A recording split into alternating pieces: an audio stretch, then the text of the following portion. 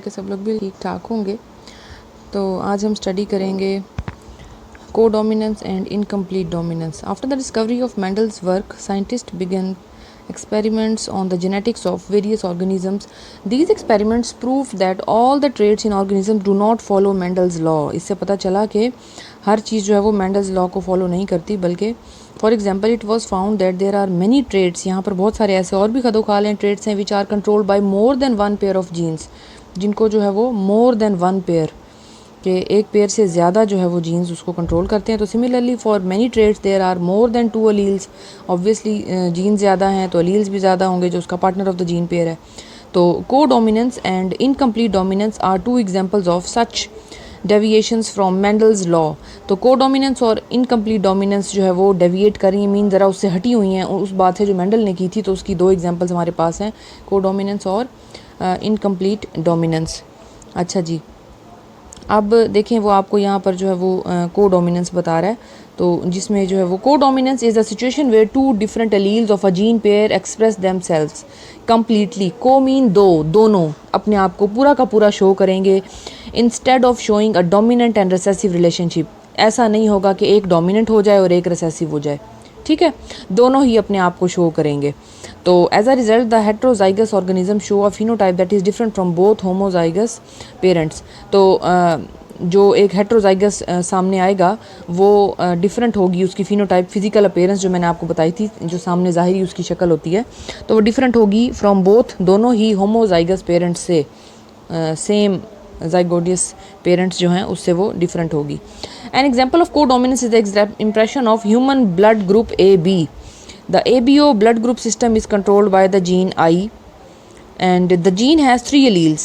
देखें आई के पास है IA, IB and small i. The allele IA produces क्या प्रोड्यूस करेगा? Antigen A in blood and the phenotype of the blood is blood group A.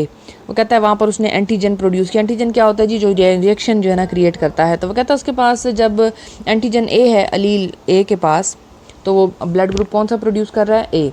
और अगर आई B है वहाँ पर तो वो एंटीजन बी प्रोड्यूस कर रहा है, और इसलिए उसकी फिनोटाइप जो है, जो ब्लड का कलर है, मतलब ब्लड जो है सामने कौन से ब्लड ग्रुप टाइप प्रोड्यूस कर रहा है, वो है ब्लड ग्रुप बी। ठीक हो गया। ए जो है वो एंटीजन ए की वजह से ए ब्लड ग्रुप प्रोड्यूस कर रहा है, और आई बी जो है वो जो अलील है I B partner of the gene pair, तो वो कहता है वो phenotype blood group B produce कर रहा है। ठीक हो गया। और अदर जो है वो I, small I, does not produce any antigen, वो कोई एंटीजन प्रोड्यूस नहीं करता, और फिनोटाइप जो है वो ओ की तरफ चली जाती है। तो allele I A and I B are dominant over I. तो इसका मतलब है कि आई ए और आई बी क्या है? Dominant over small I. When there is a heterozygous phenotype of A IA, IB, each of the two alleles produces the respective antigen and neither of them dominates over. ठीक हो गया। तो वो कहता है कि उसका कोई भी चीज़ उस पर डोमिनेट नहीं करेगी। ठीक है, तो ओवर। तो अब हमने इस पैराग्राफ में क्या चीज़ पढ़ी है को डोमिनेंस में, कि both of the gene pair, two different alleles के वो कम्प्लीटली अपने आप को शो करेंगे। और हमारे पास ABO ब्लड ग्रुप में वो कहता है हमारे पास 3 किस्म की जो है वो हमारे पास जीन्स हैं, और एक में उसका कहता है एक उसमें एंटीजन A प्रोड्यूस करेगा तो ब्लड ग्रुप A बन जाएगा, एंटीजन B प्रोड्यूस करेगा तो ब्लड ग्रुप B बन जाएगा, और एंटीजन स्मॉल i जो है वो O को प्रोड्यूस करेगा। ठीक हो गया, स्मॉल i O को प्रोड्यूस करेगा। क्लियर हो गया। अच्छा जी, अब यहाँ पर जो है वो आपने देखना है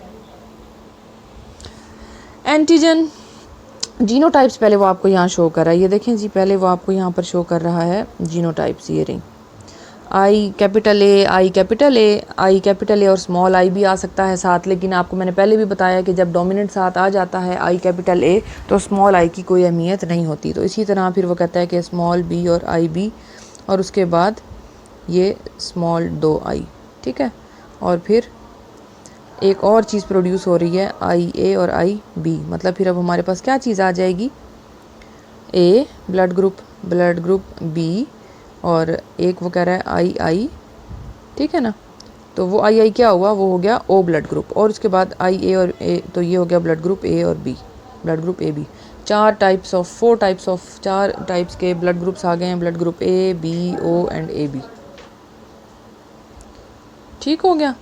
तो एंटीजन प्रोड्यूस करेगा, एंटीजन आई जो है वो कैपिटल IA वो प्रोड्यूस करेगा एंटीजन A। ठीक हो गया, वो प्रोड्यूस क्या करेगा, एंटीजन A। दूसरा क्या प्रोड्यूस कर रहा है, ये एंटीजन B ये प्रोड्यूस कर रहा है, क्योंकि एंटीजन कोई प्रोड्यूस नहीं करता है इसलिए ब्लड ग्रुप इनका O हो गया, और ये A और B प्रोड्यूस कर रहा है इसलिए ब्लड ग्रुप AB हो गया। तो ये ABO और AB। ठीक हो गया, ये 4 किस्म के ब्लड ग्रुप हमारे पास सामने आ गए। ठीक है, अच्छा जी, तो ये अब क्या है, क्यों, क्योंकि ये इसके पास एलील डोमिनेंट I था, इसके पास IB था, वो स्मॉल I पर डोमिनेंट है, ये स्मॉल I पर B डोमिनेंट है, इसके पास रिसेसिव एलील है, नो एंटीजन, और इसके पास A भी है और B भी है, तो ये दोनों ही को डोमिनेंट हो गए हैं। तो यहाँ आपको एंटीजन A और B में दोनों को डोमिनेंट दिखा दिए उसने कि ठीक है। अच्छा जी, अब है जी इनके पास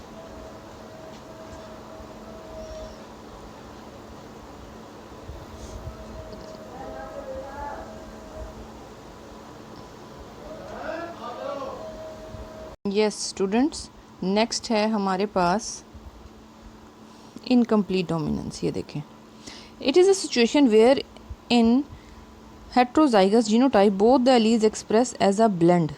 कैसे शो कर रहे हैं, एज अ ब्लेंड। इनकम्प्लीट है ना, कि मतलब मिक्सचर के तौर पे वो सामने आ रहे हैं।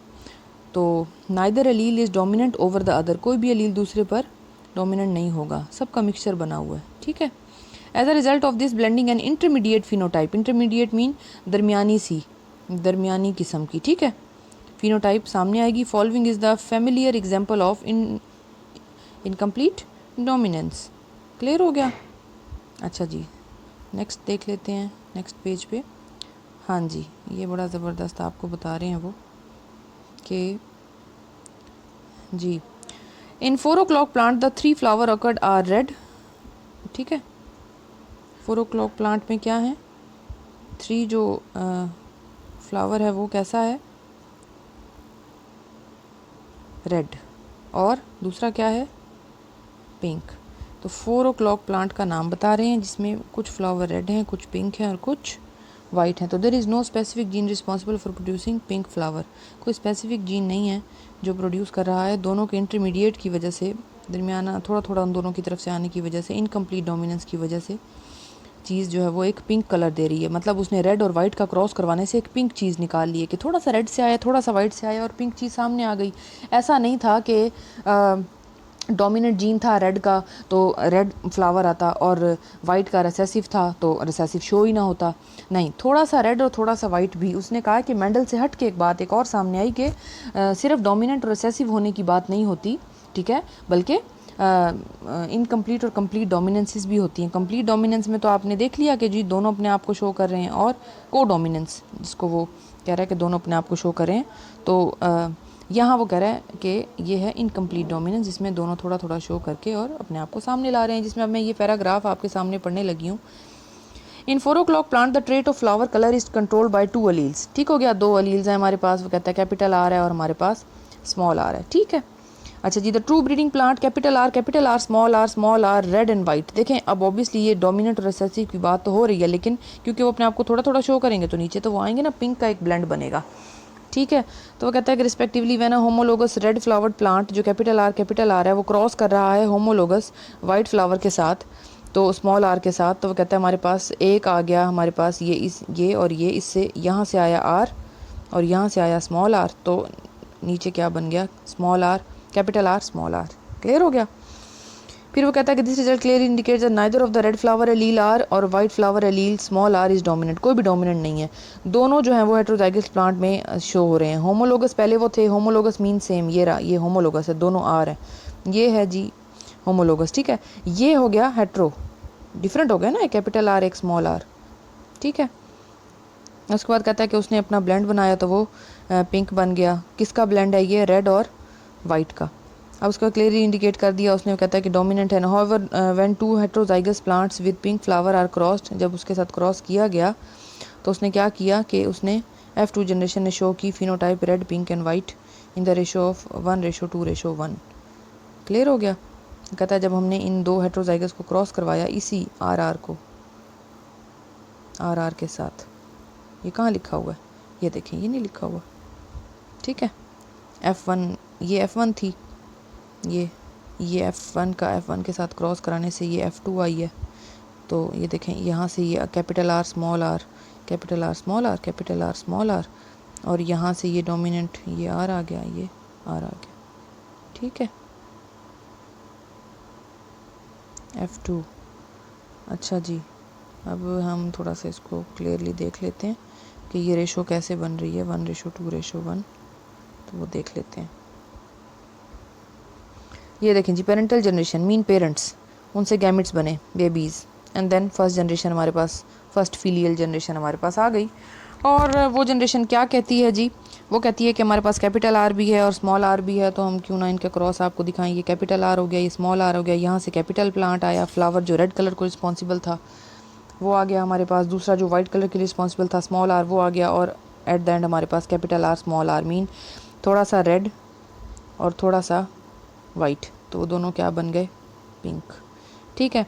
फिर वो कहता है मैंने इसी F1 जनरेशन को यहाँ लेकर आया और ये उसने क्रॉस करवा दिया, F1 का F1 के साथ मीन ये रही F1, तो ये आपस में करवाया, तो ये रहा capital R small r, capital R small r, तो ये R इसमें से आ गया और ये R, और फिर उसने ये वाला R ये लिख दिया है और ये वाला R ये लिख दिया है, ठीक है। या ये यहाँ आ गया, ये यहाँ आ गया, ठीक है।